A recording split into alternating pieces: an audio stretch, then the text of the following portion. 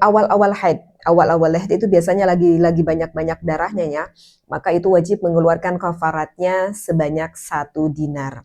Tetapi kalau misalkan melakukan hubungan biologisnya di akhir haid, biasanya ini istri sudah mendekati kesuci ya, maka wajib mengeluarkan kafaratnya itu adalah 1/2 dinar.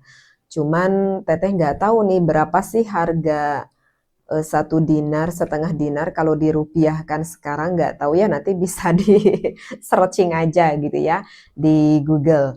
Ya, Imam Asy-Syaukani ini berdasarkan riwayat eh, dari Ibnu Abbas radhiyallahu an, hadis riwayatnya Abu Dawud, Hakim di dalam Al-Mustadrak Hasan seperti itu ya. Jadi ini sudah jelas ya yang Teteh sampaikan dari beberapa referensi kitab yang sudah dicari kemudian disatukan.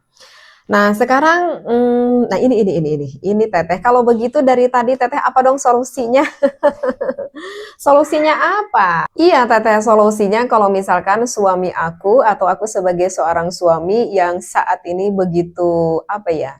Terlalu kuat begitu Teteh ya syahwatnya.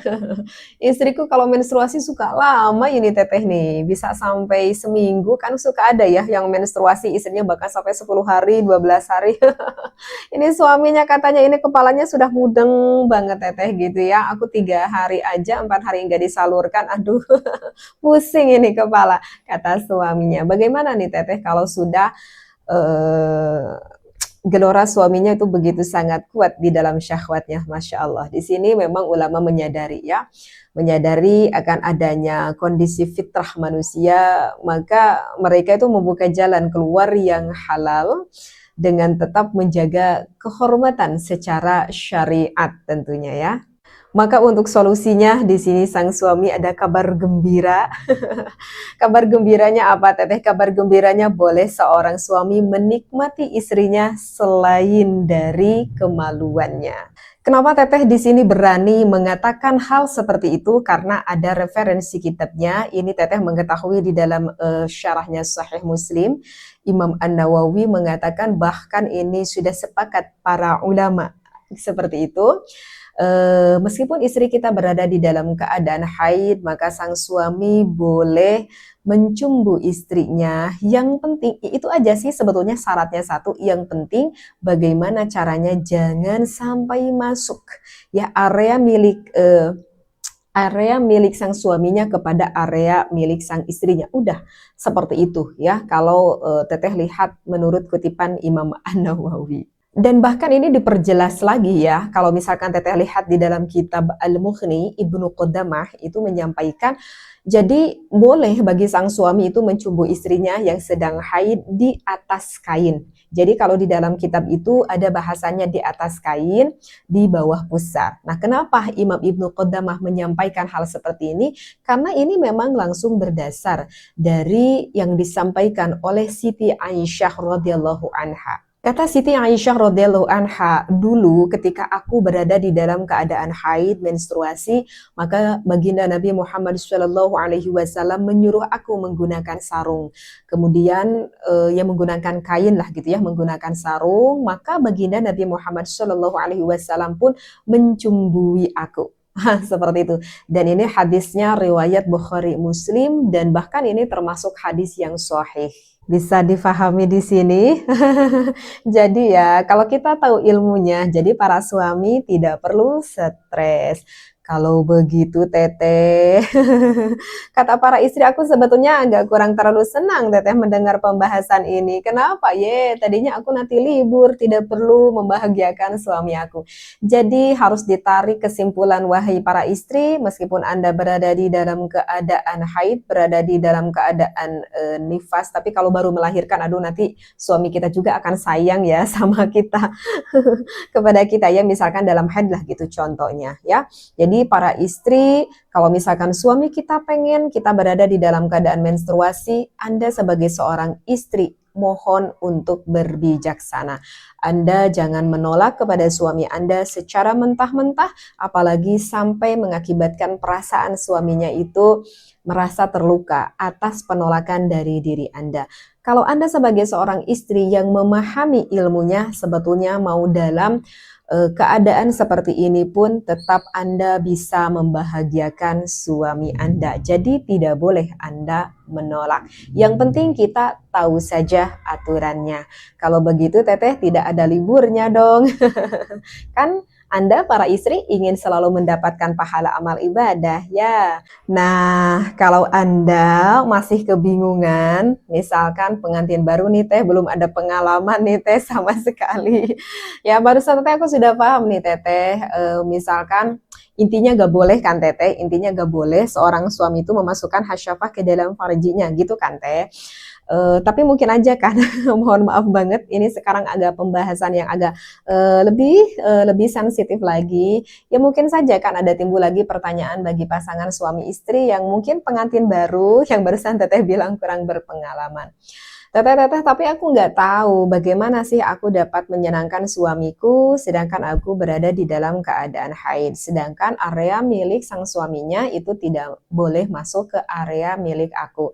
Emang boleh Teteh aku, maksudnya sang suaminya mencumbui istrinya sampai nanti sang suaminya keluar. Emang boleh Teteh di dalam aturan fikihnya, maka di dalam aturan fikihnya itu diperbolehkan. Lalu bagaimana si Teteh tindakan yang harus aku lakukan sebagai seorang istri agar aku bisa membahagiakan suami aku.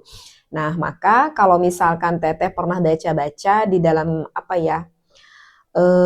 Di dalam apa ya? Di dalam Fatawa Al-Ajnah, di dalam Fatawa Al-Ajnah. Jadi boleh, maaf banget.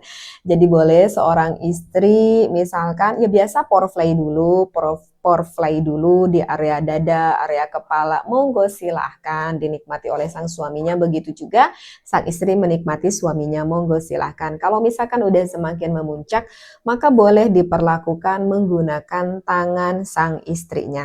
Ya, sekali lagi boleh menggunakan tangan sang istrinya sampai nanti sang suaminya keluar, istilahnya seperti itu. Atau misalkan di dalam referensi kitab lain pun boleh dihapit menggunakan kedua dada milik sang istrinya, atau misalkan dihapit menggunakan kedua paha milik sang istrinya. Seperti itu. Alhamdulillah, kata suaminya, ya setelah mendengar pembahasan ini jadi aku nggak stres Teteh meskipun istri aku sekarang 2 minggu selama haid menstruasi itu. Terus istrinya yang protes sama Teteh, Teteh yang enak kan suaminya, aku yang nggak enak nih Teteh, aku sesudah itu aku yang pusing sendirian. Kenapa? Karena aku nggak bisa kepada puncak. Sebetulnya sang istri pun itu bisa sampai maaf ya, bisa sampai inzal, bisa sampai puncak, bisa sampai keluar seperti itu.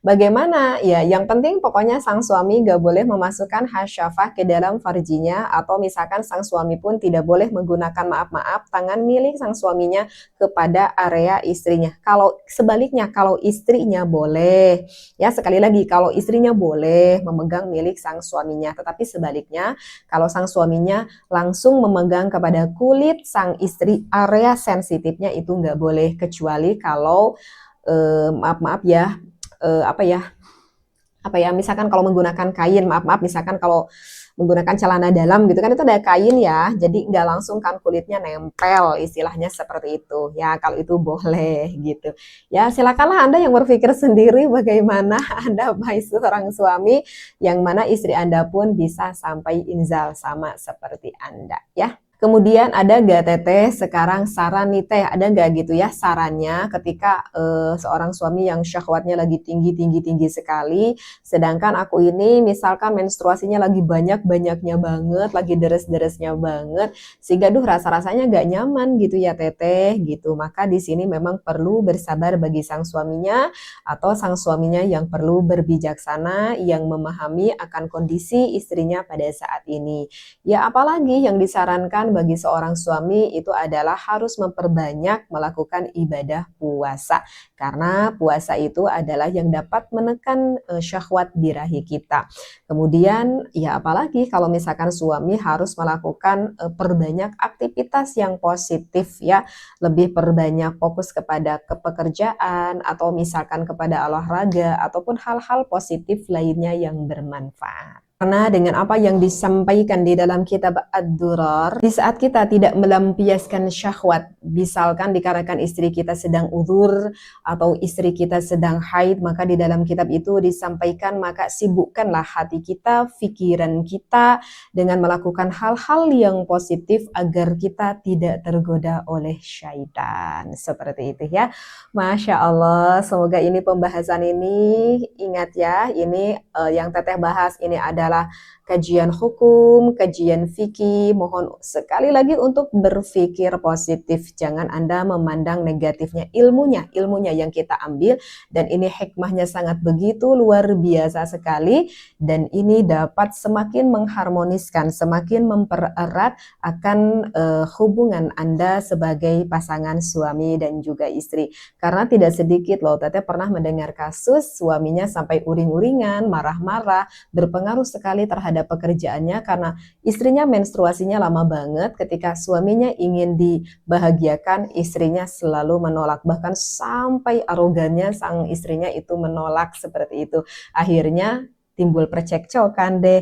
Nah inilah yang terjadi, memang benar ini yang terjadi, pernah ada yang curhat sama Teteh sampai ya jadi kurang nyaman kan di dalam hubungan rumah tangga tersebut. Nah coba kalau kita tahu ilmunya ya.